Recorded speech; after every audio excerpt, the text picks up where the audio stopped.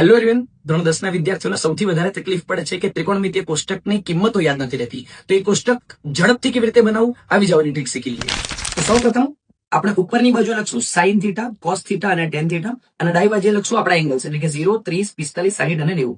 શરૂઆતમાં સૌથી પહેલો સ્ટેપ નંબર 1 એ આપણે શું કરીશું કે અહીંયા 0 ની આગળ લખીશું 0, પછી 90 માં લખીશું 1, અહીંયા 0, અહીંયા 1, અહીંયા 0 અને અહીંયા ડેશ, જેને આપણે અવ્યાખ્યાયિત કહીએ છીએ. સ્ટેપ નંબર 2 1 1 3 113 1 1 3 ઊંધું લખવાનું 113 1 1 3 ભાગ્યા 2 ભાગ્યા 2 ભાગ્યા 2 ભાગ્યા 2 ભાગ્યા 2 ભાગ્યા 2 અને છેલ્લામાં tan થીટા ની અંદર ભાગ્યા 3.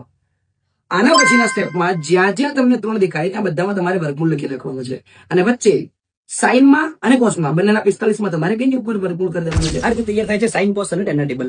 એના સિવાય જ્યારે કોસેક આવે છે, સેક આવે છે કે કોટ આવે છે, તો સાઇન નું વ્યસ્ત થઈ જાય કોસેક, અને કોસ નું વ્યસ્ત થઈ જાય છે સેક, અને ટેન નું વ્યસ્ત થઈ જાય છે કોટ. તો જે સાઇન ની કિંમતો છે એની વ્યસ્ત તમારે કોસેકમાં લખી દેવાની, કોસ ની વ્યસ્ત લખી દેવાની સેકમાં, અને ટેન ની વ્યસ્ત લખી દેવાની કોટમાં. જેમ કે 1/2 ની વ્યસ્ત છે 2, વર્ગમૂળમાં 3 ભાગ્યા 2 થાય 2 ભાગ્યા વર્ગમૂળમાં 3, 1 ભાગ્યા વર્ગમૂળમાં 3 થાય વર્ગમૂળમાં 3. આ રીતે ટેબલ તૈયાર થઈ જાય છે. Thank you.